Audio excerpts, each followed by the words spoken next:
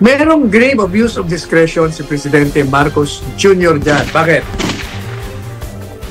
Kasi sinertify niyang urgent yung General Appropriations Act kung saan doon nagbigay ng kapangyarihan na mag-transfer ng pondo.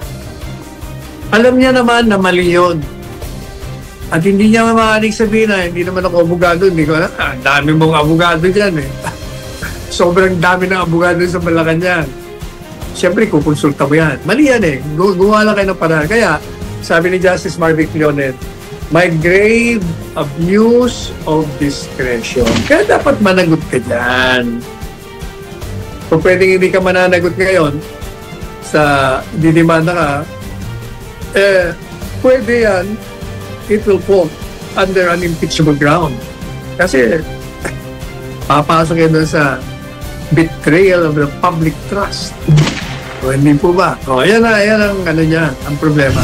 Tama po yung desisyon na sinasabing yung 60 billion na binalik sa Treasury, kinuha sa PhilHealth. Talagang illegal yon. Kasi yung PhilHealth, yun po ay pondo ng mga nagtatrabaho sa gobyerno. At sa yung mga taxpayer para yun ay nakalaan nagagastusin para sa ikabubuti ng kalusugan ng taong bayan. At sa batas, kailangan huwag mong tatanggalan ng kahit na isang pera dyan. Katunayan, nakalagay nga sa batas, kailangan kung may sobra, gagamitin mo yung sobra doon sa pakikinabangan ng mga beneficiaries. At ang beneficiary at taong bayan. Sapagkat ating saligang batas, sinasabi na kailangan pangalagaan natin ang kalusugan ng taong bayan. Affordable health services should be given. Madalit sabi, yung kung pwede nga, libre sa akin, dapat libre yan. Pero sinasabi ng batas natin, kailangan 2 taon, may nakareserba ka dyan. Hindi po pwede mong sirain ang programa ng health services ng PhilHealth. At kung merong pang sobra, kailangan gamitin mo yan sa kapakinambangan ng mga mamamayang Pilipino. Pero ang ginawa, itong si Recto, gumawa ho ng memorandum circular na ilipat sapagkat gagamitin nila ang pondo para doon sa mga unprogram kagaya ng mga flood control project. Yun ang nangyari dyan. So maraming inilipat na pera doon sa National Treasury para daw gamitin ito sa ibang proyekto at program. Nakasama nga doon yung flood control projects. Ngayon, sabi ng Korte Suprema, Recto, wala kang kapangyarihan na gawin yan.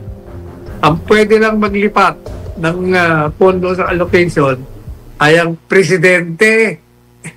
Presidente ng bansa. Ikaw cabinet member ka lang mali ka dyan. Ngayon, ang naging naman issue dun sa Recto kasi gusto ng mga tao o ng mga kritiko. Kailangan, demanda mo yan. Technical malversation yan Kasi hindi ka pwede maglipat ng pondong allocated na naka-reserve na yan doon sa isang entity tapos ililipat mo. Wala kang kinita pero sa batas, technical malversation yan.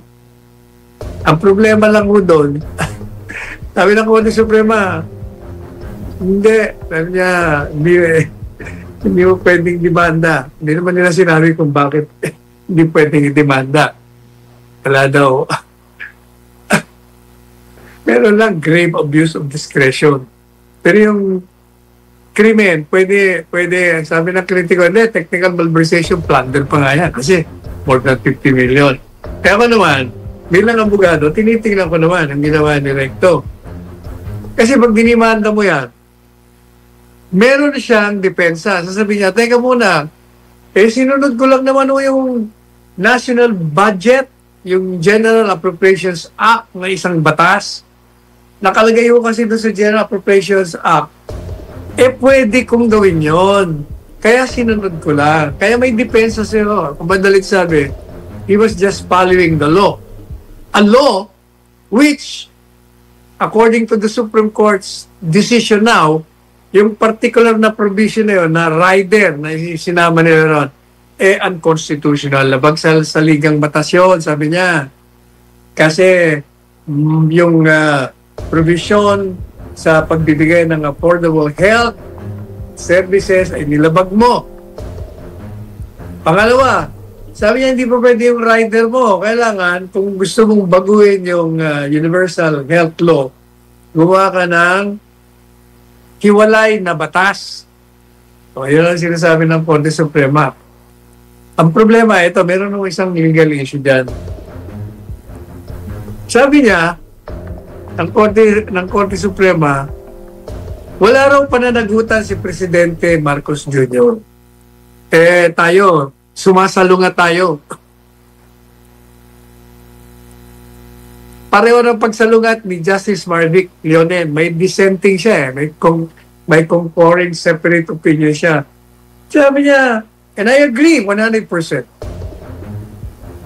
Merong grave abuse of discretion si Presidente Marcos Jr. dyan. Bakit? Kasi sinertify niyang urgent yung General Appropriations Act kung saan doon nagbigay ng kapangyarihan na mag-transfer ng pondo dyan sa PhilHealth, ibabalik mo sa National Treasury. Alam niya naman na mali yun. At hindi niya maaaring sabihin na hindi naman ako abogado. Hindi ko ang dami mong abogado dyan eh. Sobrang dami ng abogado sa Malacanang. Siyempre, kukonsulta mo yan. Mali yan eh. Gumawa lang kayo ng paraan. Kaya, sabi ni Justice Marvic Leonen, may grave abuse of discretion. Kaya dapat managot ka dyan. Kung pwedeng hindi ka mananagot ngayon, sa didemanda ka,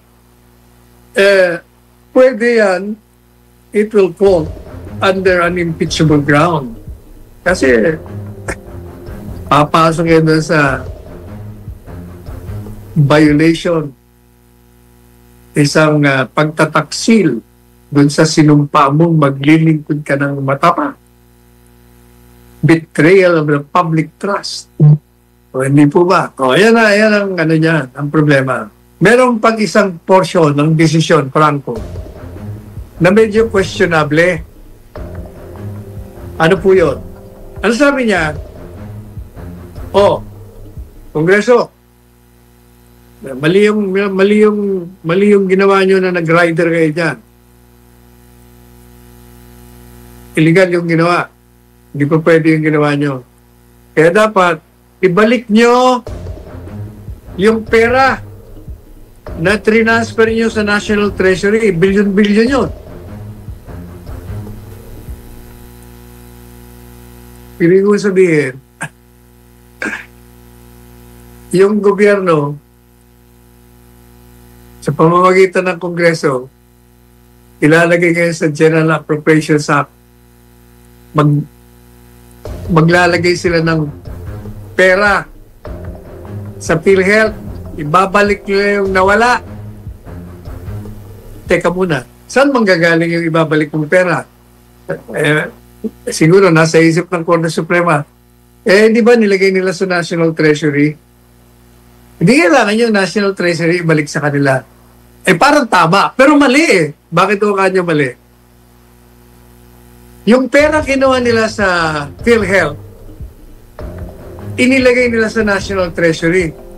Pero ang problema, yung perang nandun na kinuha nila sa PhilHealth, ginamit to sa pagpondo ng mga flood control projects na hindi naman o nangyari. Ninakaw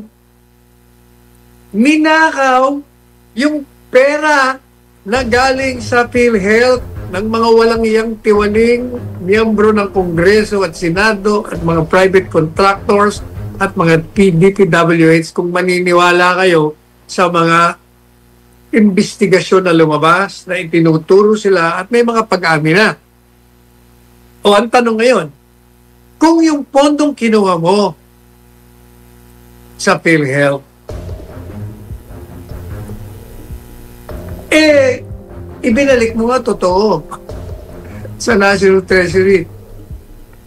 Pero yun napunta rin sa appropriation para sa mga flood control projects na ninakaw ng mga walang hiya. Bakit ngayon, yung taxpayer, pera na naman ng gobyerno, ang ilalagay mo sa PhilHealth? Aba, ninakawan na nga ang taong bayan. Pagkatapos siya pa magre-reimburse sa PhilHealth. Maliho yata yun. O walang galang na sa Korte Suprema. Mukhang hindi yata nakita niya yun. Ang kailangan na magbalik ng mga pera, yung mga nagnakaw. Yung mga nagnakaw na ngayon nga, di ba, meron na mga nagsole. Meron tayong mga kinumpis ka, mga sasakyan, binibenta. O, dapat yung mga sinoling pera galing doon sa mga flood control projects na katiwalian, yung mga kinumpiskate na mga sasakyan, na mga binibenta ngayon, at kung ano-ano pang kukunin na mga properties na pag-aari ng mga nagnakaw na yan, yun ang ilalagay mo sa PhilHealth sapagkat yun ang ninakaw. Hindi yung taxpayer ang maglalagay na naman sa PhilHealth. Abay para tayong niluto sa sariling langis natin. Hindi po ba? Yun ang aking masasabi yan. Kaya sabihin natin mag-file kayo ng motion for reconsideration. Yung mga bagay-bagay na sinabi ni Justice Marvick Leonel at saka yung ating mga pagsusuri, sama niya yun, mali yata. Pero tama yung desisyon unconstitutional. Napakaganda ng ating mga naging talakayan ngayon. Attorney, medyo mabibitin tayo sa oras. Meron pa sana tayong mga balita pero dako na po tayo sa ating mga text messages.